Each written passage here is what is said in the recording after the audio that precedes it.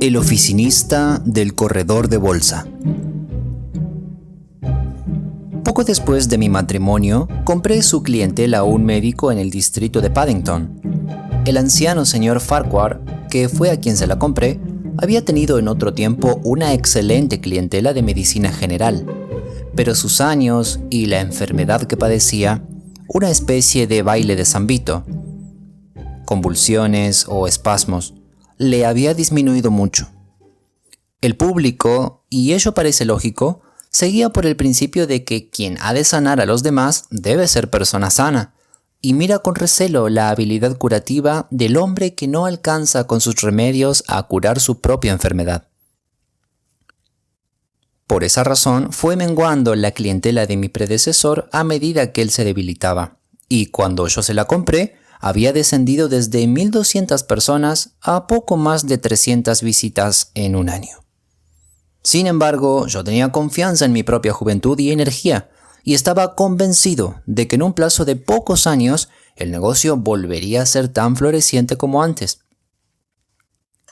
En los 3 primeros meses que siguieron a la adquisición de aquella clientela, tuve que mantenerme muy atento al trabajo, y vi en contadas ocasiones a mi amigo Sherlock Holmes. Mis ocupaciones eran demasiadas para permitirme ir de visita a Baker Street, y Holmes rara vez salía de casa como no fuese a asuntos profesionales. De ahí mi sorpresa cuando, cierta mañana de junio, estando yo leyendo el British Medical Journal, después del desayuno, oí un campanillazo de llamada, seguido del timbre de voz alto y algo estridente de mi compañero. «Mi querido Watson», dijo Holmes, entrando en la habitación. «Estoy sumamente encantado de verlo. ¿Se ha recobrado ya por completo la señora Watson de sus pequeñas emociones relacionadas con nuestra aventura del signo de los 4? Gracias. Ella y yo nos encontramos muy bien», le dije dándole un caluroso apretón de manos. «Espero también», prosiguió él, sentándose en la mecedora, «que las preocupaciones de la medicina activa no hayan borrado por completo el interés que usted solía tomarse por nuestros pequeños problemas deductivos». «Todo lo contrario», le contesté. «Anoche mismo estuve revisando mis viejas notas y clasificando algunos de los resultados conseguidos por nosotros. Confío en que no dará usted por conclusa su colección». «De ninguna manera. Nada me sería más grato que ser testigo de algunos hechos más de esa clase». «¿Hoy, por ejemplo?» «Sí, hoy mismo, si así le parece». «Aunque tuviera que ser en un lugar tan alejado de Londres como Birkman?» «Desde luego, si usted lo desea». «¿Y la clientela?» «Yo atiendo a la del médico vecino mío cuando él se ausenta, y él está siempre dispuesto a pagarme esa deuda». «Pues entonces la cosa se presenta que ni de perlas», dijo Holmes, recostándose en su silla y mirándome fijamente por entre sus párpados medio cerrados. «Por lo que veo, ha estado usted enfermo últimamente. Los catarros de verano resultan siempre algo molestos». «La semana pasada tuve que recluirme en casa durante 3 días, debido a un fuerte resfriado. Pero estaba en la creencia de que ya no me quedaba rastro alguno del mismo». «Así es, en efecto, su aspecto es extraordinariamente fuerte». «¿Cómo pues supo usted lo del catarro?» «Ya conoce usted mis métodos, querido compañero». «¿De modo que usted lo adivinó por deducción?» «Desde luego». «¿Y de qué lo dedujo? ¿De sus zapatillas?» Yo bajé la vista para contemplar las nuevas zapatillas de charol que tenía puestas. «Pero, ¿cómo?», empecé a decir. Holmes contestó mi pregunta antes que yo la formulase diciéndome: «Calza usted zapatillas nuevas, y seguramente que no las lleva sino desde hace unas pocas semanas. Las suelas, que en este momento expone usted ante mi vista, se hallan levemente chamuscadas». Pensé por un instante que quizás se habían mojado y que al ponerlas a secar se quemaron. Pero veo cerca del empeine una pequeña etiqueta redonda con los jeroglíficos del vendedor. La humedad habría arrancado, como es natural, ese papel, Por consiguiente, usted había estado con los pies estirados hasta cerca del fuego, cosa que es difícil que una persona haga ni siquiera en un mes de junio tan húmedo como este, estando en plena salud. Al igual que todos los razonamientos de Holmes, este de ahora parecía sencillo una vez explicado. Leyó este pensamiento en mi cara y se sonrió con un asomo de amargura. Me temo que siempre que me explico, no hago sino venderme a mí mismo, dijo Holmes. Los resultados impresionan mucho más cuando no se ven las causas. De modo pues, ¿que está usted listo para venir a Birmingham? Desde luego. ¿De qué índole es el caso? Lo sabrá usted todo en el tren. Mi cliente está ahí afuera, esperando dentro de un coche de 4 ruedas. ¿Puede usted venir ahora mismo? Dentro de un instante. Garabateé con una pluma una carta para mi convecino. Eché a correr luego escalera arriba para explicarle a mi mujer lo que ocurría y me reuní con Holmes en el umbral de la puerta de la calle. ¿De modo que su convecino es médico?, me preguntó, señalándome con un ademán de la cabeza la chapa de metal. Sí, compró una clientela, lo mismo que hice yo. ¿De algún médico que llevaba mucho tiempo ejerciendo? Igual que en el caso del mío. Ambos se hallaban establecidos aquí desde que se construyeron las casas. Pero usted compró la mejor clientela, ¿verdad? Creo que sí. Pero, ¿cómo lo sabe usted? Por los escalones de la puerta, muchacho. Los de usted están gastados en una profundidad de 3 pulgadas más que los del otro. Pero este caballero que está dentro del coche es mi cliente, el señor Hal Pycroft. Permítame que lo presente a él. Cochero, arrea su caballo, porque tenemos el tiempo justo para llegar al tren. El hombre con quien me enfrenté era joven, de sólida contextura y terso cutis, con cara de expresión franca y honrada y bigote pequeño, rizoso y amarillo. Llevaba sombrero de copa muy lustroso y un limpio y severo traje negro, todo lo cual le daba el aspecto de lo que era, un elegante joven de la City, de la clase a la que se ha puesto el apodo de Cockneys, el inglés londinense de East End, pero de la que se forman nuestros más valerosos regimientos de voluntarios, y de la que sale una cantidad de magníficos atletas y deportistas, superior a la que produce ningún otro cuerpo social de estas islas.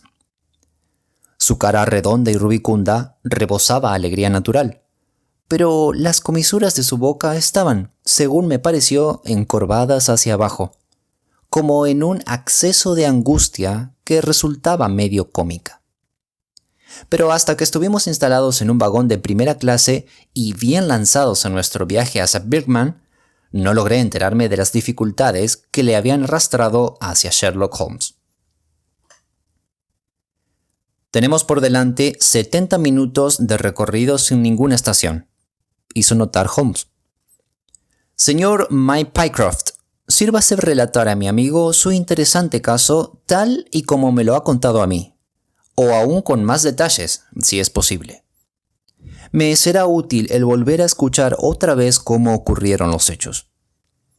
Este caso, Watson, pudiera llevar algo dentro, y pudiera no llevar nada, pero presenta, por lo menos, esos rasgos extraordinarios y autrui del francés extravagante que tanto nos agradan a usted y a mí.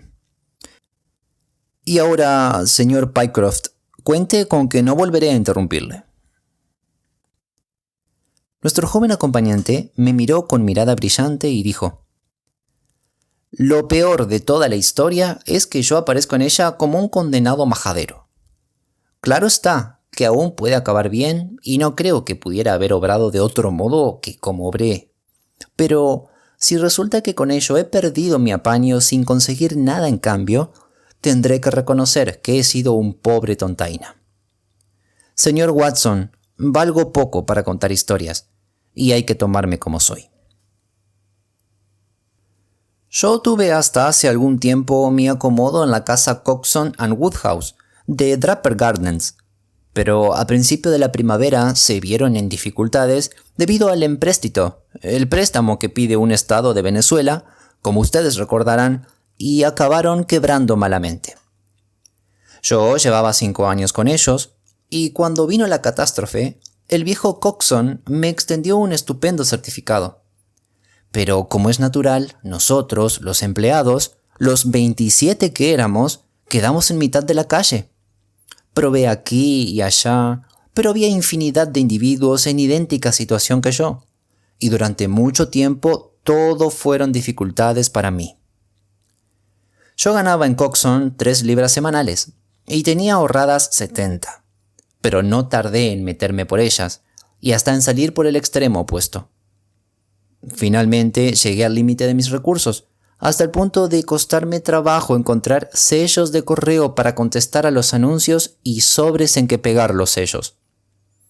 A fuerza de subir y bajar escaleras, presentándome en oficinas, se me habían desgastado las botas, y me parecía estar tan lejos como el primer día de encontrar acomodo.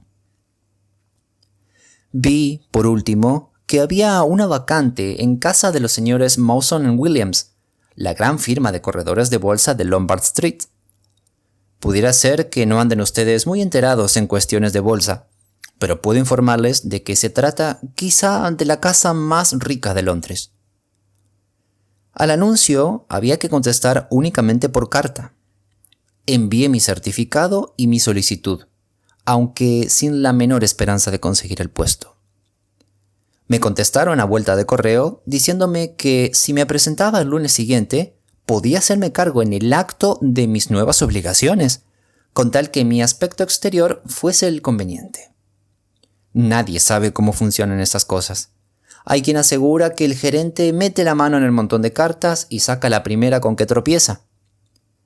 En todo caso, esta vez la suerte me favoreció a mí, y no deseo otra satisfacción mayor que la que aquello me produjo.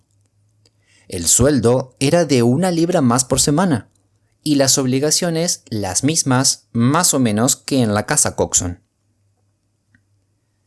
Y hasta ahora vengo a la parte más extraña del negocio.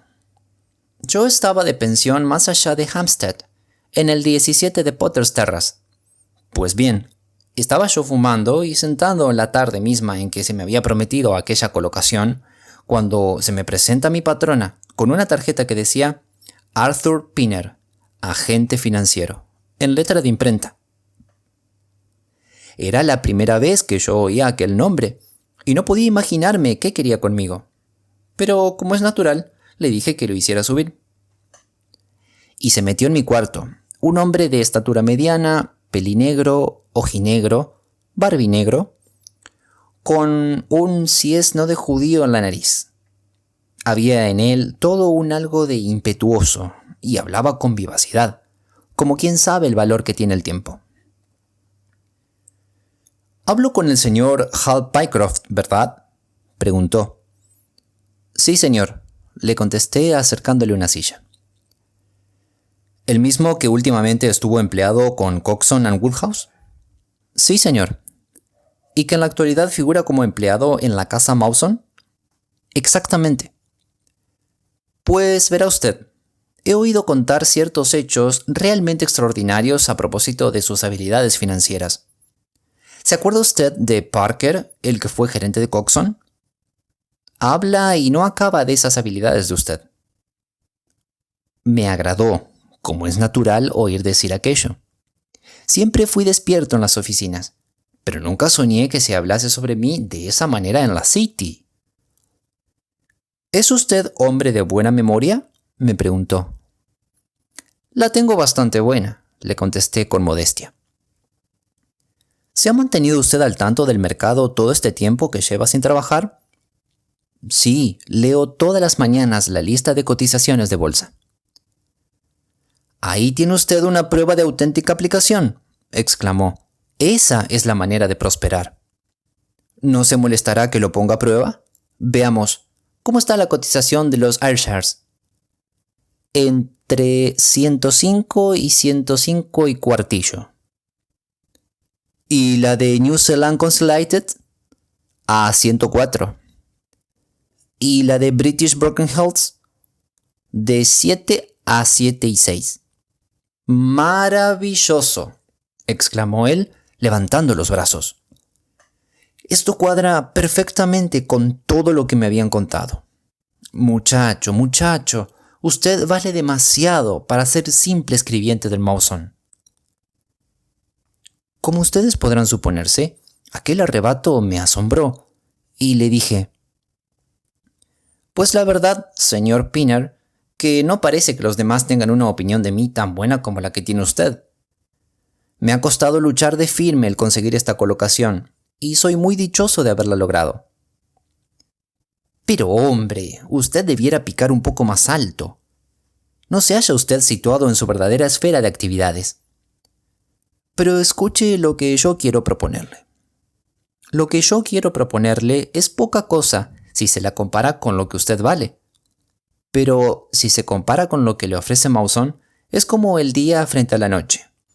Veamos, ¿cuándo entra usted a trabajar en Mawson? El lunes. Ajá. Pues vea, estoy dispuesto a correrme un pequeño albur, una contingencia o azar deportivo, apostando a que usted no entre en esa casa. ¿Que yo no voy a entrar en la casa Mawson? No, señor.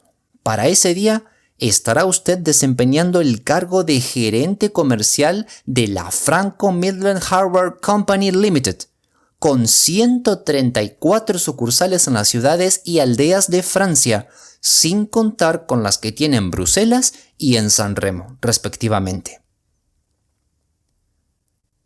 Aquello me dejó sin aliento, y luego le dije: nunca oí hablar de ella. Es muy probable que no. No se ha querido jalearla, porque todo el capital social fue suscrito por aportaciones particulares, y porque es un negocio demasiado bueno para dar acceso en el mismo al público. Mi hermano, Harry Pinner, ha sido el organizador, y entra en el consejo de la sociedad después de serle asignado el cargo de director gerente.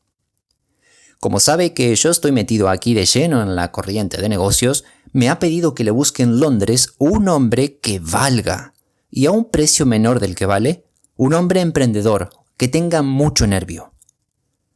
Para empezar, solo podemos ofrecerle una miseria de 500 libras, pero... ¡500 libras al año!, exclamé dando un grito. Solo para empezar, más una comisión del 1% de todas las ventas que hagan sus agentes. Puede creerme si le aseguro que el total de esas comisiones superará su salario. Pero yo no sé absolutamente nada de ferretería. Vaya, pero usted entiende de números, muchacho. Sentía zumbidos en la cabeza, y solo a duras penas podía permanecer sentado en mi silla. Pero de pronto me acometió un leve escalofrío de duda. Quiero serle sincero, le dije. Mawson no me paga sino 200, pero Mawson es cosa segura. La verdad, es tan poco lo que sé de esa compañía de ustedes que... Muy bien dicho, exclamó con una especie de éxtasis de placer. Es usted el hombre que nos conviene. A usted no se le engatusa con palabras, y tiene usted mucha razón. Pues bien, aquí tiene usted un billete de 100 libras. Si cree que podemos llegar a un arreglo, métaselo en el bolsillo como adelanto a cuenta de su salario. Es un rasgo muy hermoso, le dije. ¿Cuándo me haré cargo de mis nuevas obligaciones? Haga usted acto de presencia mañana a la 1 en Birkman, me dijo. Traigo en el bolsillo una carta que usted llevará a mi hermano. Lo encontrará en el número 126B de Corporation Street, donde se encuentran las oficinas provisionales de la compañía. Desde luego, él tiene que dar la conformidad de este arreglo nuestro, pero no habrá ningún inconveniente. Pierda cuidado. No sé cómo expresarle a usted mi agradecimiento, señor Pinner, le dije. No tiene nada que agradecerme, muchacho. Usted alcanza con esto lo que se merece y nada más. Solo quedan por arreglar 2 cosillas, simples formulismos. Veo que tiene usted ahí una hoja de papel. Tenga la amabilidad de escribir en ella lo siguiente. Acepto por propia voluntad el cargo de gerente comercial de la Franco Midland Hardware Company Limited, con un sueldo mínimo de 500 libras. Así lo hice y él se metió el papel en el bolsillo. Aún falta otro detalle, me dijo. ¿Qué piensa hacer usted con lo de su colocación en la casa Mawson? Mi alegría me lo había hecho olvidar todo. Les escribiré dimitiendo, le contesté. Eso es precisamente lo que yo no quiero que haga. He tenido una discusión con el gerente de esa casa a propósito de usted. Me acerqué a él para pedirle informes suyos y se mostró muy agresivo, acusándome de que intentaba engatusarlo a usted para que no entrase al servicio de la casa, etc. Acabé por perder casi los estribos y le dije, si usted quiere tener buenos empleados, págueles bien. Y agregué, estoy seguro de que preferirá nuestra pequeñez a las grandezas de la casa de usted. Le apuesto un billete de 5 libras a que así se entere del ofrecimiento nuestro, ya no volverán ustedes ni siquiera a oír hablar de él. Y él me contestó, hecho, nosotros lo hemos recogido del arroyo y no nos abandonará tan fácilmente. Estas fueron sus propias palabras. ¡Canalla desvergonzado!, exclamé. Ni siquiera lo conozco de vista. ¿Qué obligación tengo yo de ser considerado con él? De modo pues que no le escribiré, si usted cree que no debo hacerlo. Perfectamente. Esa es una promesa, dijo él, poniéndose en pie. Me encanta haber podido asegurar los servicios de un hombre como usted para mi hermano. Aquí tiene el adelanto de 100 libras y aquí está la carta para mi hermano. Anote la dirección, 126B, Corporation Street. Y recuerde que está usted citado mañana a la 1. Buenas noches y que tenga usted toda la buena suerte a que es acreedor. Eso fue, hasta donde yo recuerdo, lo que pasó entre los dos. Imagínese, señor Watson, mi satisfacción ante tan mania buena suerte. Estuve la mitad de la noche sentado, recreándome con ella, y a la mañana siguiente salí para Birmingham, en un tren que me permitiría llegar con tiempo suficiente a la cita. Llevé mi equipaje a un hotel de New Street, y después me encaminé a la dirección que me había sido dada. Faltaba todavía un cuarto de hora, pero pensé que daría lo mismo. El número 126B era un pasillo entre dos grandes comercios, por el que se llegaba a una escalera en curva, de piedra, de la que arrancaban muchos departamentos, que se alquilaban para oficinas a compañías y a hombres que ejercían sus profesiones. Los nombres de sus ocupantes se hallaban pintados en la pared de la planta baja, pero no se veía entre ellos nada que se pareciese a Franco Midland Hardware Company Limited. Se me cayó por unos momentos el alma a los pies, preguntándome si todo aquello no sería un truco bien estudiado para engatusarme. En esto vi acercarse un hombre y le dirigí la palabra. Se parecía muchísimo al hombre a quien yo había visto la noche anterior.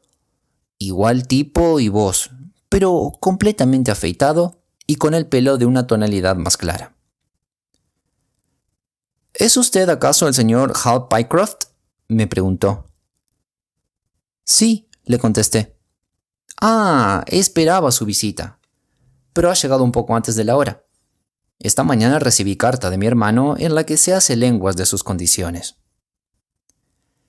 Estaba buscando las oficinas en el instante que ha llegado usted. Todavía no hemos hecho inscribir nuestro nombre, porque hasta la pasada semana no hemos conseguido unas oficinas provisionales. Acompáñeme arriba y hablaremos del asunto. Le seguí hasta lo alto de una empinada escalera. Allí, bajo el mismo tejado de pizarra, había 2 habitaciones pequeñas, vacías y polvorientas, sin alfombras ni cortinas, y en ella entramos. Yo me imaginaba encontrarme con unas grandes oficinas, mesas brillantes e hileras de escribientes, que era a lo que estaba acostumbrado. Y no falto a la verdad si les digo que contemplé con bastante disgusto la mesita y 2 sillas de madera que, juntamente con un libro de cuentas y un cesto para papeles inservibles formaban todo el mobiliario. «No se desanime, señor Pycroft», me dijo el hombre al que acababa de conocer, viendo cómo se me había alargado la cara. «Roma no se hizo en un día, y nos respaldan fuertes capitales, aunque todavía no presumamos de brillantes oficinas. Haga el favor de sentarse y darme su carta». Se la di, y él la leyó con gran atención. «Ha causado usted una gran impresión a mi hermano Arthur, por lo que veo, y sé que él es un hombre muy agudo juzgando a las personas. Considérese desde ahora como admitido definitivamente. Él jura por Londres y yo por Birmingham, pero esta vez seguiré su consejo». «¿Cuáles son mis obligaciones?», le pregunté. «En su debido momento se encargará usted de la gerencia del gran depósito de París, que servirá para inundar con artículos de loza inglesa las tiendas de los 134 agentes que tenemos en Francia. Falta aún una semana para que queden completadas las compras. Entretanto, usted permanecerá en Birmingham procurando hacerse útil». «¿De qué manera?».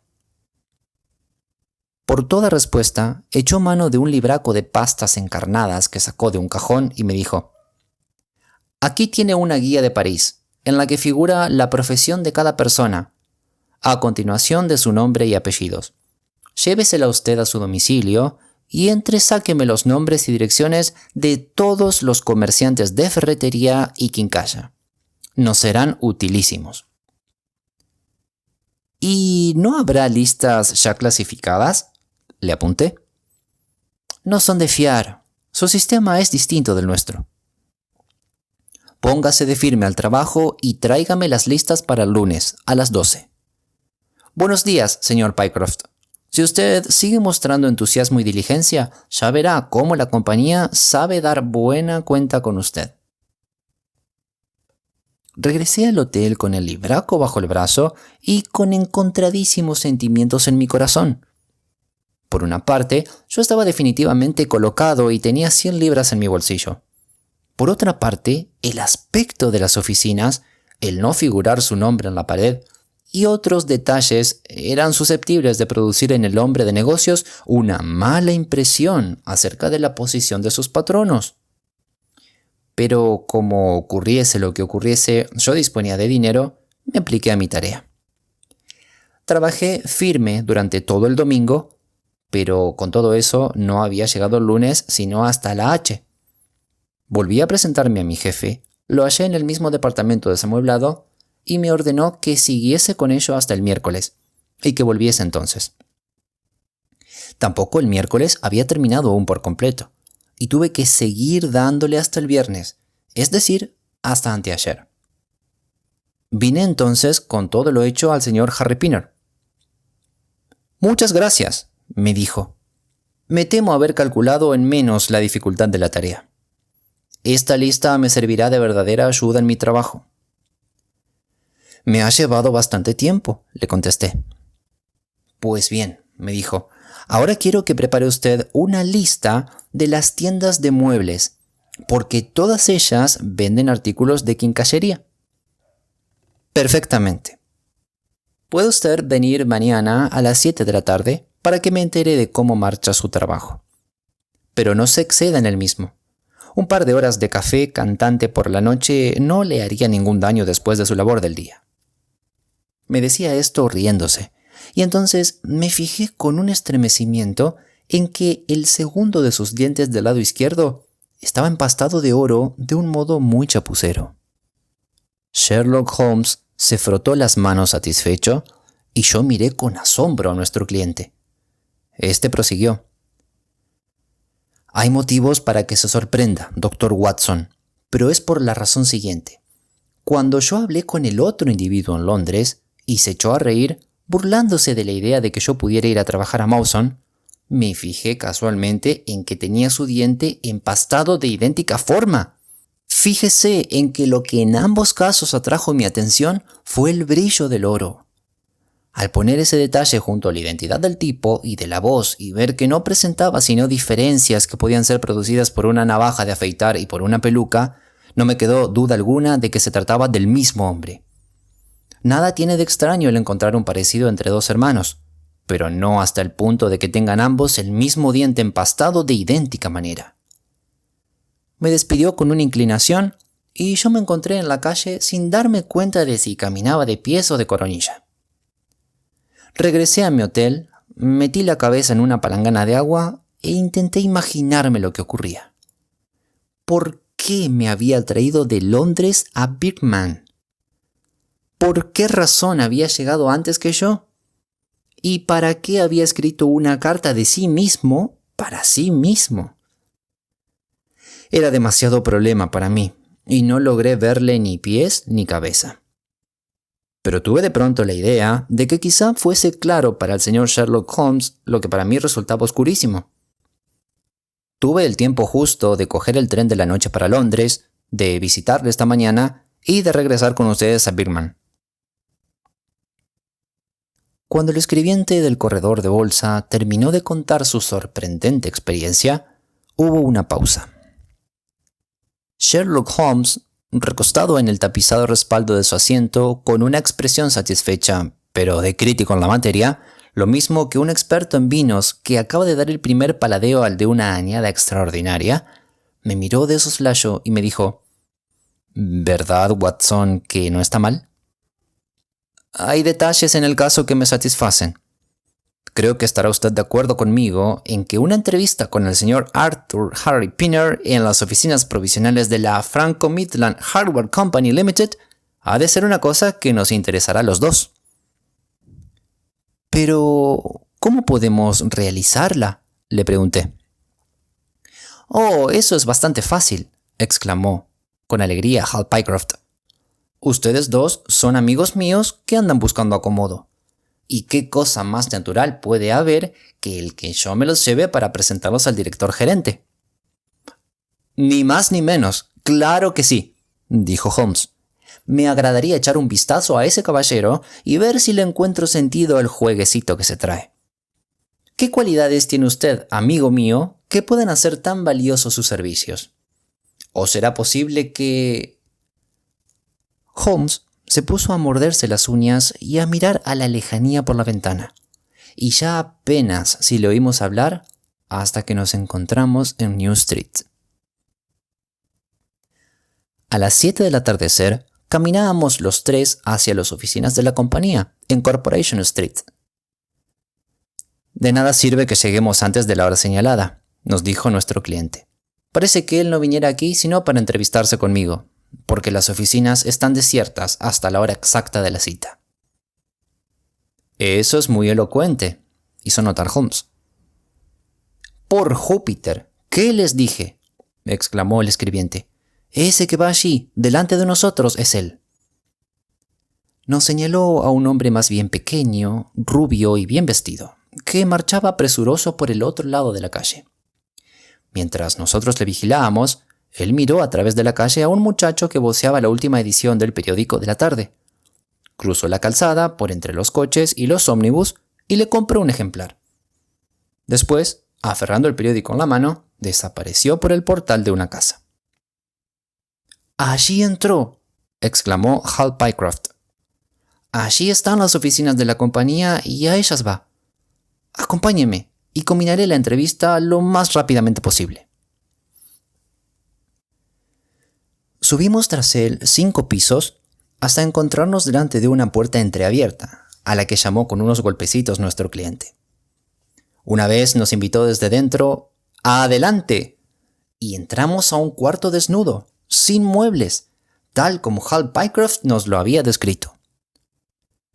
El hombre que habíamos visto en la calle estaba sentado delante de la única mesa y tenía extendido en esta su periódico. Levantó la vista para mirarnos y yo no creo haber visto nunca otra cara con tal expresión de dolor, de un algo que era aún más que dolor.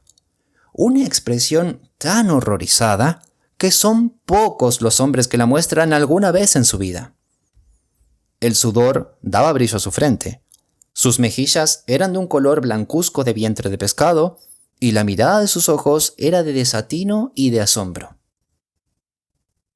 Miró a su escribiente como si no lo conociese y por lo atónico que mostraba hallarse nuestro guía, comprendí que éste encontraba a su jefe completamente diferente a como era de ordinario. «Parece usted enfermo, señor Pinner», exclamó el escribiente. «Sí, no me siento muy bien», contestó el interrogado, haciendo esfuerzos evidentes por recobrarse y humedeciéndose los labios resecos con la lengua antes de contestar. «¿Quiénes son estos caballeros que ha traído en su compañía?» «El uno es el señor Harris, de Bermondsey, y el otro el señor Price, de esta ciudad», contestó con volubilidad el empleado. «Son amigos míos y caballeros experimentados, pero llevan algún tiempo sin colocación y confían en que quizá encuentre usted para ellos algo en que trabajar dentro de la compañía». «Es muy posible que sí, dijo el señor Pinner con sonrisa cadavérica. «Sí, estoy seguro de que estaremos en condiciones de hacer algo por ustedes. ¿Cuál es su especialidad, señor Harris?» «Soy contable», contestó Holmes. «Desde luego que necesitamos a alguien por ese estilo. ¿Y usted, señor Price?» «Escribiente de oficina». «Tengo la más viva esperanza de que la compañía podrá darles acomodo. Se lo comunicaré a ustedes en cuanto hayamos tomado una decisión. Y ahora les suplico que se retiren. Por amor de Dios, déjenme solo». Estas últimas palabras le salieron disparadas, como si el esfuerzo que venía haciendo para reprimirse hubiese estallado súbitamente y por completo. Holmes y yo nos miramos el uno al otro y Hal Pycroft dio un paso hacia la mesa diciéndole: «Se olvida usted, señor Pinner, de que me encuentro aquí citado por usted para recibir algunas instrucciones suyas». «Así es, señor Pycroft, así es», contestó el otro ya con más calma. «Puedo esperarme aquí un instante y no hay razón tampoco para que no lo hagan sus amigos. Dentro de 3 minutos volveré a estar en disposición de ustedes, si puedo abusar de su paciencia de aquí a entonces». Se puso en pie con expresión de gran cortesía, nos saludó con una inclinación y desapareció por una puerta que había al fondo, cerrándola por dentro. «¿Qué es esto? ¿Nos va a dar esquinazo?», cuchicheó Holmes. «Eso es imposible», contestó Pycroft. «¿Por qué razón?». «Porque esa es la puerta de la habitación interior». «¿Y no tiene salida?». «Ninguna». «¿Está amueblada?». «Ayer se hallaba desnuda». «Pero entonces, ¿qué está haciendo?». «Hay en este asunto algo que no entiendo. Si ha habido alguna vez un hombre enloquecido de espanto, ese hombre se llama Pinner. ¿Qué es lo que ha podido producirle la tiritona?». «Sospecha que somos detectives», apunté yo. «Eso es», confirmó Pycroft. Holmes movió negativamente la cabeza. No empalideció, estaba ya pálido cuando entramos en la habitación. «Es muy posible que…». Le cortó la palabra un fuerte martilleo que se oía hacia la puerta interior. «¿Para qué está golpeando su propia puerta?», exclamó el escribiente. Volvió a oírse más fuerte aún que antes aquel martilleo. Todos nos quedamos mirando con expectación hacia la puerta cerrada. Yo me fijé en el semblante de Holmes y pude observar su rigidez y con qué intensa excitación echaba el busto hacia adelante. De pronto nos llegó un ruido gorgoteante, como de alguien que gargarizaba, y un rápido repiqueteo sobre la madera. Holmes se abalanzó hacia la puerta y la empujó.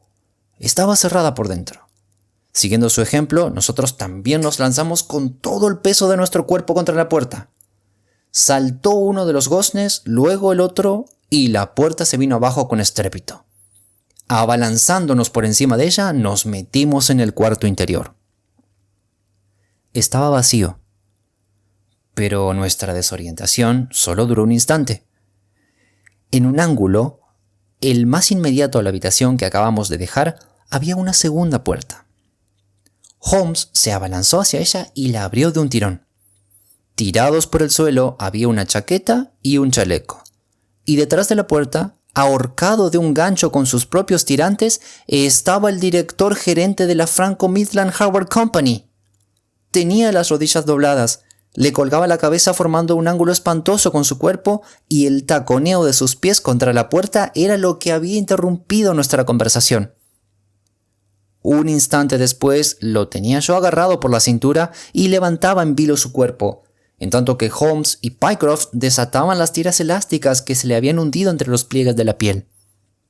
Lo trasladamos a continuación al otro cuarto, donde quedó tumbado, con la cara del color de la pizarra, embolsando y desembolsando sus cárdenos labios cada vez que respiraba, convertido en una espantosa ruina de todo lo que había sido 5 minutos antes. ¿Qué impresión le produce, Watson? Me incliné sobre él y lo examiné. Tenía el pulso débil e intermitente, pero su respiración se iba haciendo más profunda y sus párpados tenían un leve temblequeo que dejaba ver una estrecha tirita del globo del ojo. Se ha escapado por un pelo, pero ya se puede decir que vivirá, le dije. Hagan el favor de abrir esa ventana y denme la botella de agua. Le aflojé el cuello de la camisa, vertí agua en su cara y le bajé los brazos hasta que lo vi respirar profundamente y con naturalidad.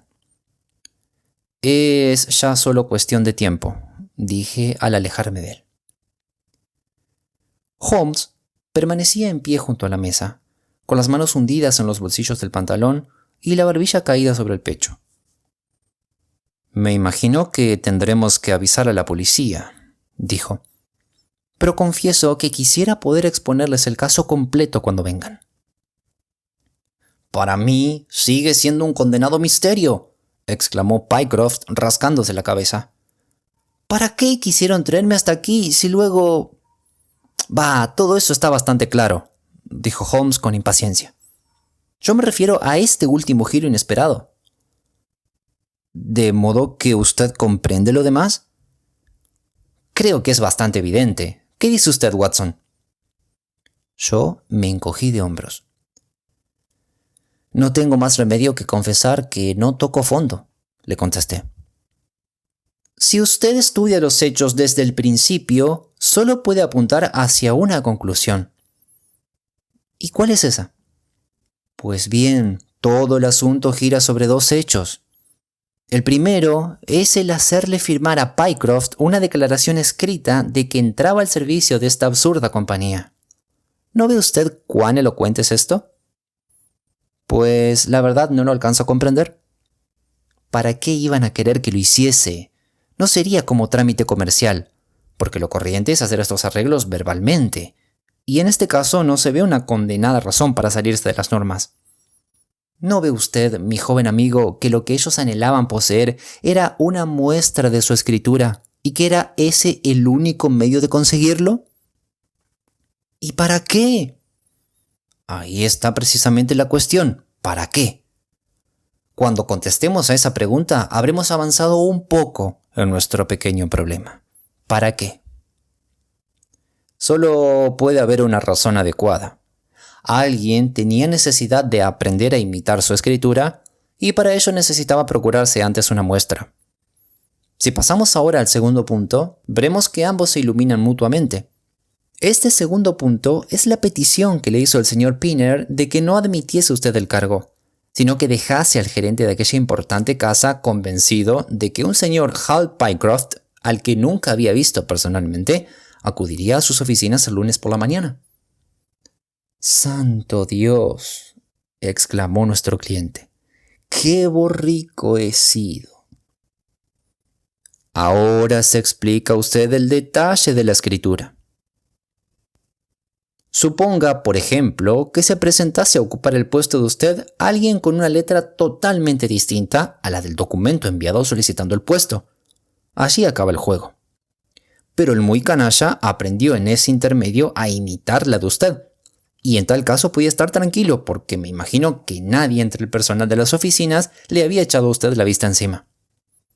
Absolutamente nadie, gimió Hal Pycroft. Prosigamos. Era, como es natural, de la mayor importancia impedir que usted recapacitase mejor sobre el asunto y también que pudiera ponerse en contacto con nadie que pudiera hacerle saber que un doble suyo estaba trabajando en las oficinas de Mawson. Fue esa la razón que los movió a hacerle un espléndido adelanto sobre su salario y a obligarle a que se trasladase a la región Midlands, donde le proporcionaron trabajo como para que no regresase a Londres, cosa que hubiera podido estropearles el juego que se traían. Todo eso está bastante claro. ¿Y para qué iba este individuo a querer pasar por su propio hermano? También eso está bastante claro. Es evidente que en este negocio solo intervienen dos individuos. El otro está haciéndose pasar por usted en las oficinas. Este de aquí hizo el papel de contratador de sus servicios, pero luego se encontró con que si había de buscarle un patrono, tenía que dar entrada a una tercera persona en el complot. No estaba dispuesto a ello. Transformó todo lo que pudo su aspecto exterior y confió en que usted atribuyera la semejanza, que no podía menos de advertir, a un parecido familiar. De no haber sido por la feliz casualidad del empastado de oro, es probable que nunca se hubiesen despertado sus sospechas. Hal Pycroft agitó en el aire sus puños apretados y exclamó: «¡Por Dios santo! ¿Qué habrá estado haciendo este Hal Pycroft en la casa Mawson mientras me engañaba a mí de esta manera? ¿Qué debemos hacer, señor Holmes? Dígame usted lo que debo hacer». «Es preciso que telegrafiemos a Mawson. Los sábados cierran a las 12. No importa, quizá ande por allí algún portero o ayudante. Eso sí, tienen un guardián permanente porque los valores que guardan ascienden a una fuerte suma. Recuerdo haberle oído comentar en la City». «Perfectamente. Telegrafiaremos y averiguaremos si nada malo ocurre y si trabaja allí un escribiente de su nombre y apellido. Todo eso está bastante claro. Pero lo que ya no lo está tanto es por qué uno de esos bandidos salió de esta habitación al vernos a nosotros y se ahorcó». «El periódico», gruñó una voz a nuestras espaldas. Lívido y exangüe, el hombre se había sentado. Reaparecía en sus ojos la razón, y sus manos restregaban nerviosamente la ancha franja roja que aún tenía marcada alrededor del cuello. «Naturalmente, el periódico», bramó Holmes en el paroxismo de la excitación. «¡Qué idiota he sido! Tanto pensé en nuestra visita que ni por un instante se me ocurrió que pudiera ser el periódico. Ahí está, sin duda alguna, el secreto». Lo alisó encima de la mesa y un grito de triunfo escapó de sus labios. «¡Fíjese en esto, Watson!», gritó. «Es un diario londinense. Una primera edición del Evening Standard. Aquí está lo que buscábamos. Mire los titulares. Crimen en la City. Asesinato en Mawson and Williams». Watson, todos nosotros estamos igualmente afanosos por escucharlo. Así pues, lea usted en voz alta». Por el lugar del diario en que aparecía la noticia, se veía que se trataba del acontecimiento de mayor importancia ocurrido en Londres, y el relato decía así: «Esta tarde ha ocurrido en la City una temeraria tentativa de robo, que ha culminado con la muerte de un hombre y en la captura del criminal. Mawson and Williams, la célebre firma financiera, viene siendo el custodio de valores que ascienden en conjunto a una suma muy superior al 1.000.000 de libras esterlinas. Tan consciente estaba la dirección de la casa de la responsabilidad que sobre ella recaía como consecuencia de los grandes intereses en juego, que instaló cajas de seguridad del último modelo y un hombre armado montaba noche y día guardia en el edificio. Según parece, la firma tomó la pasada semana a su servicio a un nuevo escribiente, llamado Hal Pycroft. Pero el tal Pycroft no era otro que Beddington, el célebre falsificador y ladrón que salió recientemente con su hermano de cumplir una condena de 5 años de trabajos forzados. Valiéndose de medios que no están claros, obtuvo, usando un nombre falso, ese cargo oficial en las oficinas. Y valiéndose del mismo, sacó los moldes de diferentes cerraduras y un conocimiento completo de la posición de la cámara acorazada de las cajas fuertes. Es costumbre en la casa Mawson que los escribientes abandonen los sábados el trabajo al mediodía. Por eso el sargento Tucson, de la policía de la City, se quedó sorprendido al ver, 20 minutos después de la 1, a un caballero portador de una maleta que bajaba la escalinata. Despertadas sus sospechas, el sargento siguió al hombre y consiguió detenerlo con la ayuda del guardia Pollock, después de su resistencia desesperada. Se vio en el acto que había cometido un robo atrevido y gigantesco. Se encontraron dentro de la maleta títulos de ferrocarriles norteamericanos por valor de cerca de 100.000 libras, aparte de otra importante cantidad de títulos mineros y de otras compañías. Al hacer un registro en los locales, fue descubierto el cadáver del desdichado vigilante, acurrucado dentro de la caja fuerte más espaciosa. De no haber sido por la rápida intervención del sargento Tucson, el cadáver no hubiese sido descubierto hasta el lunes por la mañana. La víctima tenía el cráneo destrozado por un golpe que le aplicó el asesino por detrás con un hurgón, un instrumento para la chimenea de hierro. No cabe duda de que Beddington consiguió que le dejasen entrar, alegando que se había dejado algo olvidado. Una vez asesinado el vigilante, saqueó rápidamente la caja fuerte mayor y se largó de allí con el botín. El hermano de Beddington, que acostumbra a operar con él, no ha aparecido todavía en este caso, o por lo menos nada se sabe del mismo, aunque la policía realiza enérgicas investigaciones para dar con su paradero. Bien, podemos ahorrarle a la policía algún trabajo a ese respecto, dijo Holmes, echando un vistazo a la figura macilenta acurrucada junto a la ventana. La naturaleza humana es una curiosa mezcla, Watson. Ya ve usted cómo un canalla y asesino puede inspirar a su hermano un cariño capaz de impulsarlo al suicidio, cuando se entera de que el cuello de aquel no puede escapar a la horca. Pero en este caso, nosotros no tenemos ahora opción. Señor Pycroft, si usted tiene la bondad de llegarse a la comisaría, el doctor y yo quedaremos aquí de guardia.